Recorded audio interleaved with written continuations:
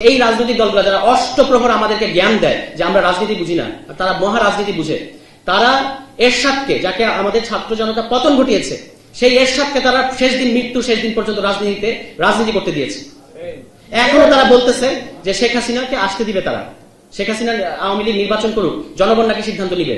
এটা নাকি আমরা নাকি বলতে পারবো না যে আওয়ামী লীগের বিরুদ্ধে, মানে আওয়ামী লীগের নিষিদ্ধ কিংবা নিবন্ধন বাতিলের দাবি নাকি করা যাবে না, জনগণ নাকি নির্বাচনের মাধ্যমে সিদ্ধান্ত নেবে। আরে ভাই, এখন তো বলতে হয় যে আমরা কি বোকা নাকি? 5 অগাস্টে তো আমরা ইতিমধ্যেই তো এই জনগণ তো আওয়ামী লীগের বিরুদ্ধে রায় দিয়েছে। আওয়ামী লীগের বিরুদ্ধে রায় হচ্ছে আওয়ামী লীগ একটা পলাতক দল, আওয়ামী লীগ বাংলাদেশ থেকে পালিয়ে গেছে, তারা এখন পরিষ্কার ভাবে ভারতের এজেন্ট। আবার নির্বাচনের মাধ্যমে নির্বাচনে এখানে এনে নির্বাচনের মধ্যে দিয়ে আবার আমাদের প্রমাণ করতে হবে যে আমরা আওয়ামী লীগকে চাই না। আমাদেরকে রাজনীতি শেখাতে আসবেন না। আপনারা 36 বছর ফেল করেছেন বলে 36 দিনের আন্দোলন সফল হয়েছে।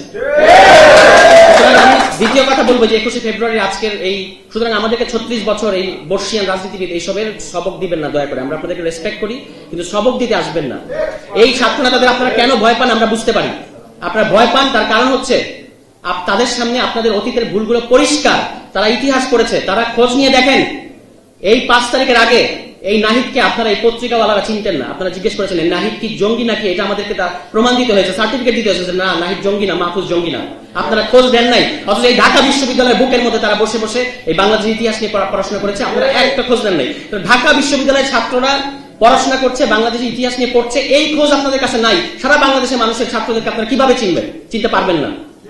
তো এই যে দ্বিতীয় কথা হচ্ছে 21শে ফেব্রুয়ারির আরেকটা তাৎপর্য হচ্ছে আমাদের সামনে এখন যে তখনও কিন্তু উর্দুকে রাষ্ট্রভাষা হিসেবে চাপিয়ে দেওয়ার মধ্য দিয়ে চাকরিগুলোকে কুক্ষিগত করার একটা পরিকল্পনা ছিল। যে কারণে যে কথাটা বলা হয় না, শুধু কিন্তু 52 ভাষা আন্দোলনের ছাত্ররা কিন্তু শুধু ওই দিন জীবন দেয় না, বুড়িগঙ্গার মাঝি এসে এখানে জীবন দিয়েছে। কোথাও আপনি এটা ডকুমেন্টেশন পাবেন না। বুড়িগঙ্গার মাঝি, কি কারণে বুড়িগঙ্গার মাঝি এসে এখানে জীবন দিয়েছে বলেন তো? কারণ সে চায় না তার ছেলেটাও মাঝি হোক। আমাকে বিএনপির নেতা বলতেছেন যে রিক্সাওয়ালা কি কোটা বুঝে? রিক্সাওয়ালা আপনার চেয়ে ভালো কোটা বুঝে। জুলাই মাসে এখানে ভাইরাল ভিডিও আছে, দেখেন। রিক্সাওয়ালা বলেছে যে আমি রিক্সাওয়ালা, আমার ছেলেও কি রিক্সাওয়ালা থাকবে নাকি? এখানে আমরা কোটা থাকতে দিব না। রিক্সাওয়ালা আপনার চেয়ে বেশি কোটা বুঝে, এবং আপনারা খালি বুঝেন নির্বাচনী একমাত্র আন্দোলন, আর কোন বাকি আন্দোলন। চাকরির ইস্যু একটা অত্যন্ত গুরুত্বপূর্ণ ইস্যু। আপনারা লুটপাট ছাড়া, পাচার ছাড়া দুর্নীতিতে 4 বার চ্যাম্পিয়ন করছেন বাংলাদেশকে। আর আওয়ামী লীগের কথা তো বলাই বাহুল্য, পুরো দেশটা ছিবরা বানিয়ে তারা এখন পালিয়ে গেছে। আপনারা পাচার ছাড়া, দুর্নীতি ছাড়া বাংলাদেশ আর কিছু উপহার দিতে পারেন নাই। আমাদের দেশের ছেলেরা, আমাদের দেশের তরুণরা কিভাবে, তারা কি করে তারা খাবে? তারা কি চাকরি করবে না? ঠিক আছে, চাকরি সবার চাকরি করতে হবে না, তাহলে আপনি তাকে উদ্যোক্তার কোনো ইনসেন্টিভ দিচ্ছেন? কোনো ইনসেন্টিভ তারা দেন নাই আমাদের তরুণদেরকে, তাহলে তারা চাকরি আন্দোলন করবে না? আপনাদের নির্বাচনের পিছনে কি আপনাদের পিছিয়ে দাঁড়াবে এবং তারপর আপনারা আবার ক্ষমতায় এসে আমাদের সাথে জুলুম করবেন? এই কারণে আপনাদের নির্বাচনের দাবিতে আন্দোলনে জনগণ সাড়া দেয় না।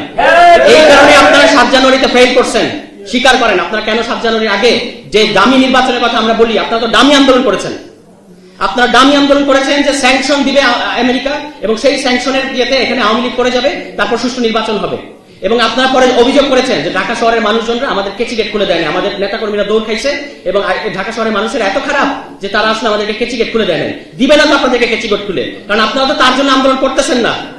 তাহলে জুলাই মাসে অপরিচিত ছাত্ররা যখন রাস্তায় ডাকলো, মানুষদেরকে, জনগণকে ডাকলো, এই ছাত্র নেতা আসিফ 2 দিনের ছেলে, তাকে কেউ চিনত?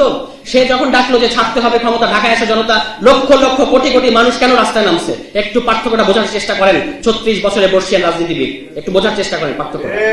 এটাই হচ্ছে পার্থক্য। 36 বছর আর 36 দিনের পার্থক্য এইখানেই। এই 36 দিনকে অবজ্ঞা করে আপনারা রাজনীতি করবেন? আমাদেরকে আর মহড়া দেখায়েন না।